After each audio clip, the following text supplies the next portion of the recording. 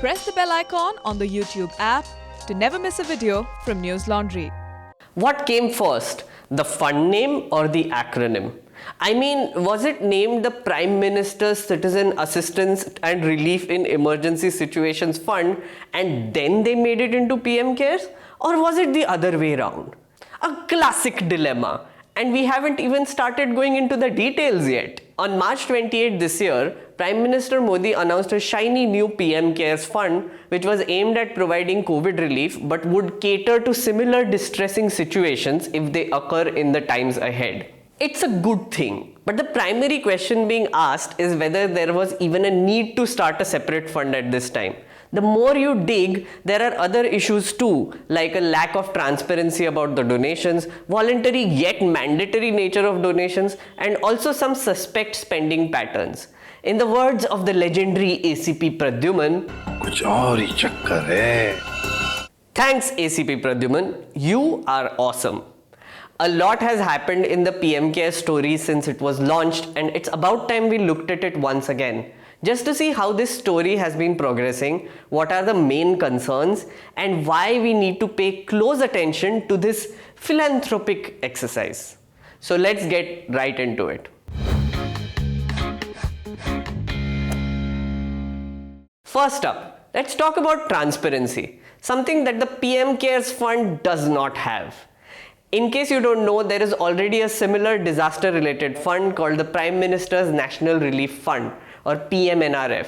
PMNRF's mission statement says this: the resources of the PMNRF are now utilized primarily to render immediate relief to families of those killed in national calamities like floods, cyclones and earthquakes, etc.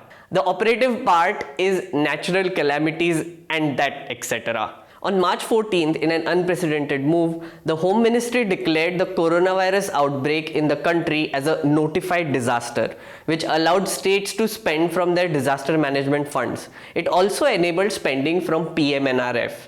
The great thing about PMNRF is that you can find out how much money came into it and how much went out, where it was spent, and for what purpose. We know for one that as of December 2019, there was an amount of 3,800 crore in the fund. It is there on the website for the whole world to see. But a new fund was launched which does no such thing. When it comes to PM Cares Fund, the only information their website gives out is this. It says 3,076 crore has been collected under the PM Cares Fund. But here's the thing, this is an amount which was revealed in September. The truth is, this amount was collected in just 5 days till March 31st, 2020.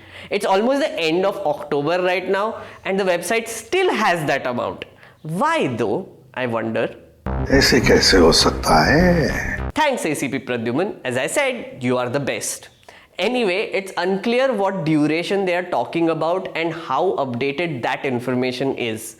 On top of this, the PM's office responded to an RTI request and said the fund is not a public authority under the ambit of the Right to Information Act. So yeah, it's not really transparent, is it? The second issue with this whole thing is the nature of contributions. In May this year, India Spend did an analysis on the fund saying that donations worth at least 9,677 crore were made in the fund's first 52 days of existence. They arrived at this figure by tabulating various press releases from the government, PSUs and private companies who were bragging about their donations to the fund. Because, yeah.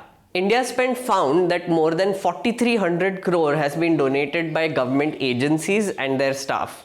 Additionally, more than 5,300 crore has been donated as a part of corporate social responsibility or CSR by private companies, industry bodies and social organizations. This included companies which were struggling during the lockdown. For example, cement manufacturing company L&T contributed 150 crores to PM Cares. And then their workers held a protest over non-payment of their wages. Another one, CureFit donated 5 crore rupees to the PM Cares Fund while firing around 800 employees. Weird. Capitalism seems to operate in mysterious ways. I clearly don't understand it. Do you? कुछ और ही चक्कर है, कुछ और ही चक्कर है. I agree, ACP sir. Moving on, let's come to socialism, meaning the contributions made by government organizations to this magnificent fund. Take Life Insurance Corporation of India. In an RTI response, it said that they have donated 113 crore rupees to PM CARES fund. Of this, 8.64 crore was from employee salaries, 100 crores from corporate communications funds, and 5 crore from its Golden Jubilee Foundation. State Bank of India is another one. This state-run bank made a contribution of over 107.95 crore, which was entirely from employee salaries. Even the RBI stated that it gave 7.34 crores from contributions by employees. Indian Express has given more such instances, from various public banks to General Insurance Corporation of India donating to the fund. I'll leave a link to their report below. The contribution by employees to this PM CARES fund raises some red flags. Delivery agents for gas cylinders have donated, as have school teachers and non-teaching staff in government schools, and even railway employees. Even the armed forces and defense ministry folks pledged money. Many government departments pledged one-day salaries of the entire staff towards the PM CARES fund, while leaving a very small window for them to object. For example, take the Finance Ministry. They issued a circular on April 17 saying staff will donate one-day salary to PM CARES fund. It also said that any officer or staff having an objection to it may intimate the disbursing officer, Department of Revenue, in writing, mentioning his or her employee code latest by 20th April 2020, which was 3 days away. So it was assumed that unless they object in writing, employees will donate to this fund. 10 days later, they modified the circular to say those willing to donate must write to the drawing and disbursing officer of the revenue department. I mean, मतलब ACP जी आप ही समझा दो. वही तो, कुछ ना कुछ तो चक्कर जरूर है. सही कहा ACP सर, बिल्कुल. In April, it was reported that this whole donation business is causing a lot of heartburn within government employees. In some ministries like the railways, senior officers of the rank of principal financial advisors were directed to monitor who all are contributing. One official said that employees were even getting messages on WhatsApp in their respective ministries group, reminding them to contribute to the fund. Basically, the Modi government has been doing this to their employees. Hey, dena, donate karna. Donate kar, donate. How now? I'll give. Hey, PM CARES fund, donate. PM CARES, donate. And I'll give, no. I'll give. Sharma ji and Gupta ji have already donated. Please donate to PM CARES fund.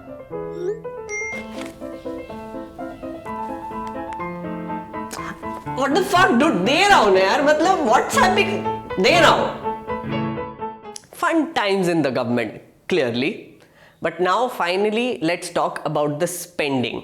In May, it was announced that the PM CARES fund would be spending 2,000 crores for the purchase of 50,000 made in India ventilators. The thing is, the two firms which were given purchase orders failed a clinical evaluation by the Health Ministry's technical committee. One of them was Jyoti CNC, a Gujarat-based firm which was caught in a controversy.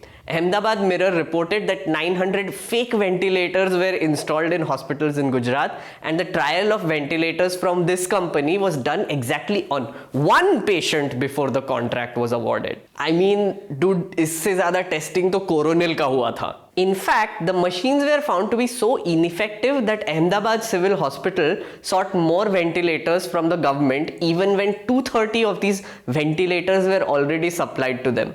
The chairman cum managing director of this firm, Param Singh Jadeja, is seen in the state as being close to Chief Minister Vijay Rupani. Oh, and another fun thing. One person named Ramesh Kumar Bhikabhai Virani, who has a significant financial stake in Jyoti CNC for many years, is the same person who generously gifted a monogrammed suit to the Prime Minister. I mean, come on, you have to admit that's damn funny. The universe works in mysterious ways, no? Anyway, the hype around these ventilators led to some state governments ordering them as a part of their COVID-19 preparation measures, but later, Puducherry Chief Minister V. Narayanaswamy tweeted that his union territory was cancelling orders that it had given for these machines. So in toto, here is what is happening. Number one, a not so transparent PM Cares fund was created despite the existence of another transparent fund, the PMNRF. The government has refused to divulge any financial information by using RTIs about the fund, the donors and the spendings. If you are wondering why it needs to be transparent, the logic is simple. This money was collected in the name of Prime Minister of India. I mean, it's in the name. He is an elected representative who people have imposed their faith in, so they threw money at the fund as well. Now, as citizens, we have a right to know how much money came in and how much was spent and where.